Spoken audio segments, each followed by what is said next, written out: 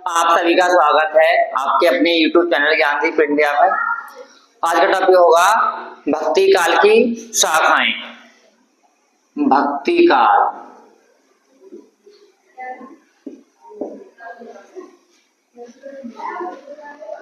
प्रश्न आता है हमारा भक्ति काल की कितनी शाखाएं होती हैं। ठीक है, हम बताएंगे आपको शाखाएं और उप शाखाएं। तो भक्ति काल की दो शाखाएं होती हैं। नंबर 1 निर्गुण भक्ति धारा, निर्गुण भक्ति धारा।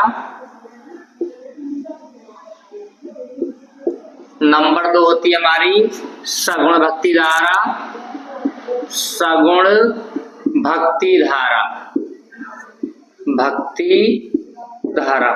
ठीक है, भक्ति काल की कितनी शाखाएं होती हैं? तो भक्ति काल की दो शाखाएं होती हैं। नंबर 1 निर्गुण भक्ति धारा और नंबर 2 सगुण भक्ति धारा।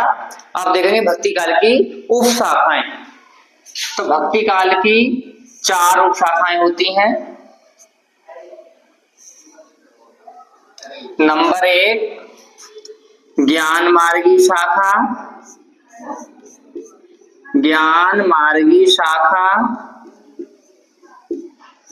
और नंबर 2 प्रेम मार्गी शाखा, प्रेम मार्गी, प्रेम मार्गी शाखा।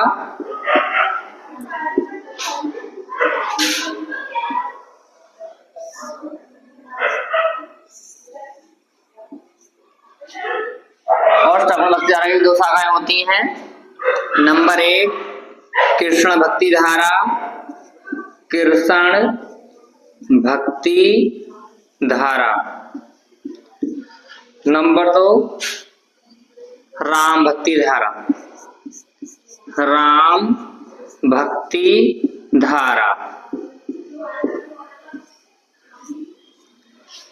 ठीक है, तो ये हमारी भक्ति काल की शाखाएं हो गई। नंबर 1 ज्ञान मार्गी शाखा, नंबर 2 प्रेम मार्गी शाखा, नंबर 3 कृष्ण भक्ति धारा और नंबर 4 राम भक्ति धारा। अब प्रश्न आता है हमारा कि निर्गुण भक्ति धारा की कितनी शाखाएं होती हैं। ठीक है, निर्गुण भक्ति धारा की शाखाएं पूछी जाएंगी तो आप बताना है निर्गुण भक्ति धारा की 2 शाखाएं होती हैं, ज्ञान मार्गी और प्रेम मार्गी। इसी तरह से सगुण भक्ति धारा की भी 2 शाखाएं होती हैं, कृष्ण भक्ति धारा और राम भक्ति धारा। ठीक है, अगर भक्ति काल की उप शाखाएं पूछे तो आपको यही बताना है। ठीक है, तो आप देखते हैं ये तो हो गई भक्ति काल की शाखा। ठीक है, ये तो हो गई शाखाएं और ये हो गई भक्ति काल की उप शाखाएं, उप शाखाएं। ठीक है, यानी शाखा की जो शाखा होती है वो क्या कहलाती है? हमारी उप शाखा। ठीक है, शाखा की शाखा क्या कहते हैं? उप शाखा। इसलिए निर्गुण भक्ति धारा की तो ये शाखाएं हैं और भक्ति काल की ये उप शाखाएं। ठीक है, सगुण की भी 2 होती हैं और निर्गुण की भी 2 होती है। इस तरह से 2 निर्गुण की और 2 सगुण की कुल कितनी आ गई हमारी? 4। तो इसलिए भक्ति काल की 4 उप शाखाएं होती हैं। अब आता है प्रश्न हमारा कि ज्ञान मार्गी शाखा के प्रतिनिधि कवि कौन है, या फिर पूछेगा था प्रेम मार्गी शाखा के प्रतिनिधि कवि कौन है। तो अब देखेंगे हम इनके प्रमुख कवि यानी प्रतिनिधि कवि जो है वो।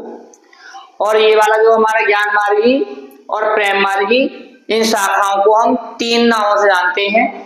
जैसे नंबर 1 तो हमारा ज्ञान मार्गी शाखा हो गई। ज्ञान मार्गी शाखा को हम ज्ञानाश्रयी शाखा भी कहते हैं, ज्ञानाश्रयी, ज्ञानाश्रयी शाखा। और इसको हम संत काव्य धारा भी कहते हैं, संत काव्य धारा। ठीक है, ज्ञान मार्गी शाखा, ज्ञानाश्रयी शाखा और संत काव्य धारा, देखो 3 नाम जानते हैं। इसी तरह से प्रेम मार्गी शाखा को भी हम 3 नाम से जानते हैं। नंबर 1 होगा प्रेम मार्गी शाखा, नंबर 2 प्रेमाश्रयी शाखा, प्रेमाश्रयी शाखा और नंबर 3 सूफी काव्य धारा, सूफी काव्य धारा,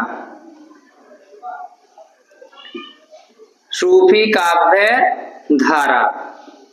ठीक है, तो इस तरह से हमारे के तीन नाम हैं। इन शाखाओं को हम 3 नामों से जानते हैं। नंबर 1 ज्ञान मार्गी शाखा, नंबर 2 ज्ञानाश्रयी शाखा और संत काव्य धारा। इसी तरह से प्रेम मार्गी शाखा, प्रेमाश्रयी शाखा और सूफी काव्य धारा। कृष्ण भक्ति धारा, राम भक्ति धारा को हम एक ही नाम से जानते हैं जो लिखे हुए हैं। अब देखेंगे हम इनके प्रतिनिधि कवि। तो अब यहां लिख देंगे हम प्रतिनिधि कवि, प्रतिनिधि। ठीक है, प्रतिनिधि कवि।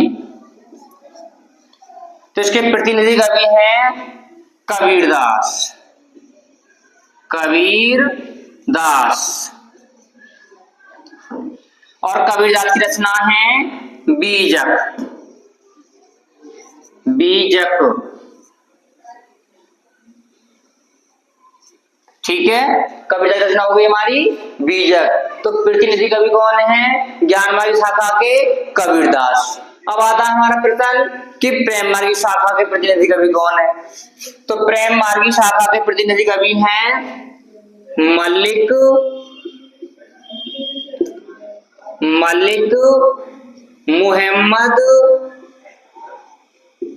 मुहम्मद जायसी, मलिक मुहम्मद जायसी। ठीक है, कौन है?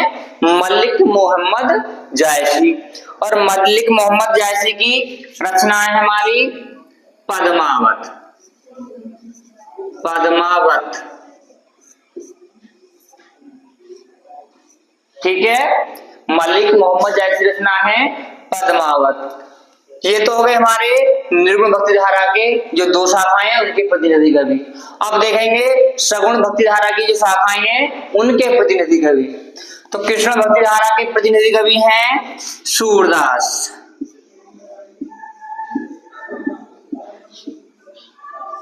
ठीक है। कृष्ण भक्ति धारा के प्रतिनिधि कवि कौन है? सूरदास। और सूरदास की रचना है साहित्य लहरी, साहित्य लहरी। अब आता हमारा राम भक्ति धारा। और राम भक्ति धारा के प्रतिनिधि कवि हैं तुलसीदास,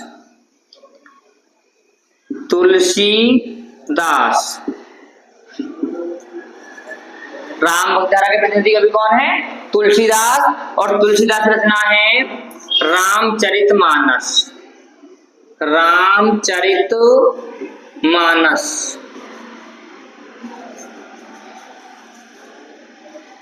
ठीक है, तुलसीदास रचना हो गई रामचरितमानस। अगर आपसे पूछ लिया जाए कि भक्ति काल के किन्हीं 2 कवियों के नाम लिखिए, तो ये सभी भक्ति काल के हैं।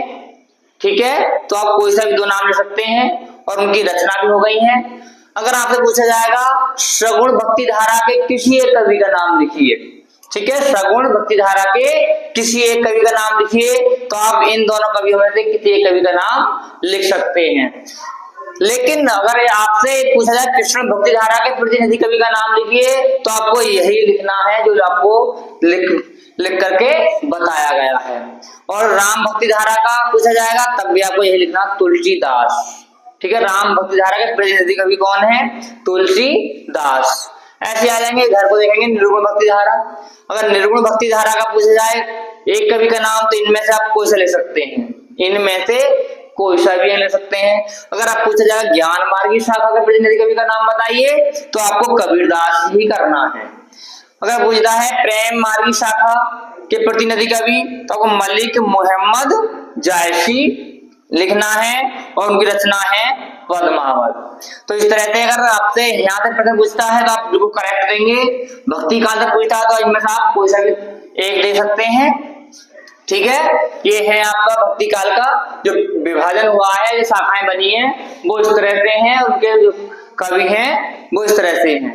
ठीक है, तो भक्ति काल के 4 कवि हैं जो मुख्य हैं, जो आपके सामने हैं।